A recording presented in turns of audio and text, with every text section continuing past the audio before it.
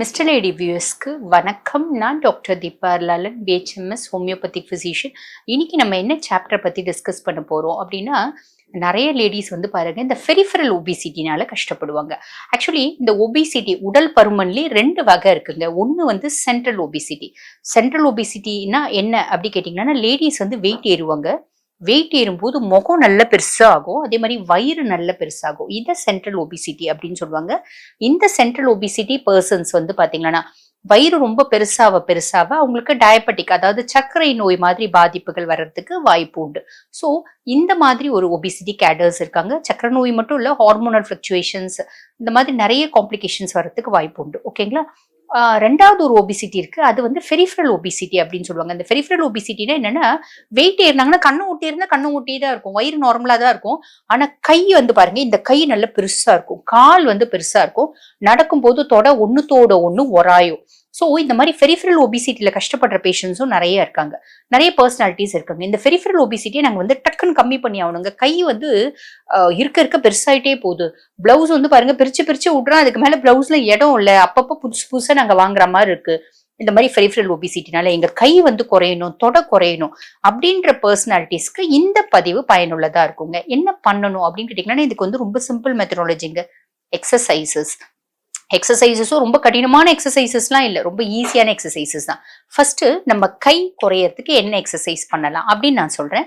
இப்ப நம்ம வணக்கம் சொல்றோம் பாத்தீங்களா, இப்படி வணக்கம் சொல்றோம். இந்த கையை நல்லா அழுத்த வச்சுக்கோங்க, அழுத்த ஒரு நிமிஷம் வச்சுக்கோங்க, எடுத்துருங்க. திருப்பி அழுத்தி ஒரு நிமிஷம் வணக்கம் சொல்லுங்க, எடுத்துக்கோங்க. திருப்பி அழுத்தி ஒரு நிமிஷம் வணக்கம் சொல்லணும், எடுத்துக்கோ. இந்த மாதிரி எக்ஸசைஸ் நம்ம இப்படி செய்யும் போது இந்த ப்ரெஷர் வந்து இங்க ஜாஸ்தி கொடுக்குறோம் பாத்தீங்களா, கொடுக்கறதுனால இந்த இடம் வந்து நம்மளுக்கு குறையும். இது ஒரு ஃபர்ஸ்ட் எக்ஸசைஸுங்க.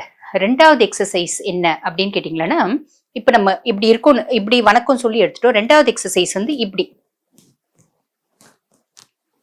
இப்படி நீங்க அகலமாவும் பண்ணிக்கலாம், இனிஷியலி வராது, இப்படி பண்ணிக்கோங்க.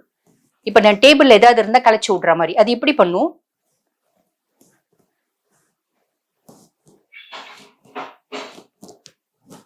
இந்த மாதிரி ஒரு 50 முறை பண்ணணும். வணக்கம் ஃபர்ஸ்ட் கை வலிக்கும், 50 முறை பண்ண முடியாது, ஒரு 30 முறை பண்ணுங்க. இந்த மாதிரி தொடர்ந்து ஒரு 3 months செய்யும் போது இந்த ரெண்டு எக்ஸசைஸ், வணக்கம் இப்படி களைச்சு விடுறது, இப்படி களைச்சு விடுறது, இந்த ரெண்டு எக்ஸசைஸும் நீங்க தொடர்ந்து செய்யும் போது ஒரு 1 monthலயே வந்து பாத்தீங்கன்னா கையில வந்து ஏறக்குறைய ஒரு 1 inch கிட்ட குறைஞ்சிடுங்க. நம்ம வந்து ஒரு 50 times செய்யணும். நீங்க இனிஷியலி 50 times செய்யாதீங்க, ஒரு 10 முறை செஞ்சாலே கை கொஞ்சம் வலிக்கும். கொஞ்சம் கொஞ்சமா இன்க்ரீஸ் பண்ணிக்கோங்க. இன்க்ரீஸ் பண்ணி இது ரெகுலரா செய்யும் போது பாத்தீங்கன்னா ஒரு 2 to 3 monthsல வந்து கை பிளவுஸ் எல்லாம் அப்படியே தொங்க ஆரம்பிச்சிடும். அந்த அளவுக்கு நல்லா குறையுங்க.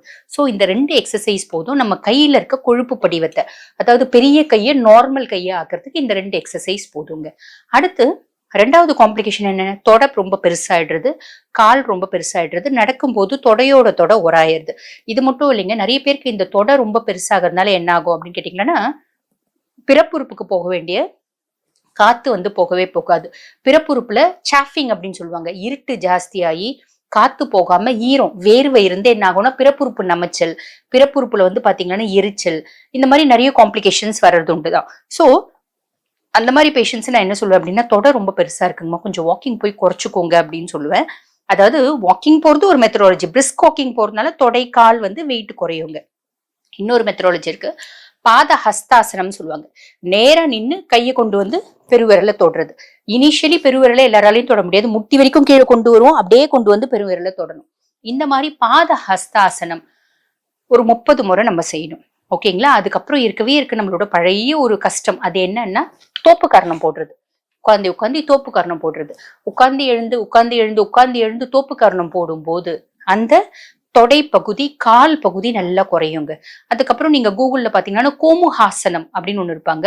காலை இப்படி வச்சுட்டு கையை இப்படி வச்சுட்டு பண்ற ஹாசனம், இப்படி வச்சுட்டு பண்ணுவாங்க. அந்த கோமுஹாசனம் ஒரு 10 நிமிஷம் செய்யணும். கோமுகாசனம் காலை இப்படி வைக்கும் போது கொஞ்சம் சிலருக்கு கால் ரொம்ப வலிக்கும். அது கோமுகாசனம் செய்ய முடியாதவங்க கோமுகாசனம் செய்ய வேண்டாம், செய்ய முடியறவங்க செய்யுங்க. செய்ய முடியாதவங்க இந்த பாதஹஸ்தாசனம், அதுக்கப்புறம் வந்து பாத்தீங்கன்னா தோப்பு கர்ணம் போடுறது 30 to 50 முறை போடுங்க. போடும்போது இது ஒரு தொடர்ந்து ஒரு 2-3 மாசம் செய்யும் போது தொடையும் காலும் ஈஸியா வந்து நார்மலா ஸ்லிம்மா கரெக்டா வந்துடும். அது உங்களுக்கு தெரியும். இந்த எக்ஸசைஸ் உங்களால பார்க்க முடியும். ஓகேங்களா, உங்களால கிளீனா அப்சர்வ் பண்ண முடியும். இந்த ரெண்டு எக்ஸசைஸும் வந்து பாத்தீங்கன்னா, அதாவது காலுக்கு 3 எக்ஸசைஸ் சொன்னேன், கைக்கு 2 எக்ஸசைஸ் சொன்னேன், இதை ஃபாலோ பண்ணுங்க.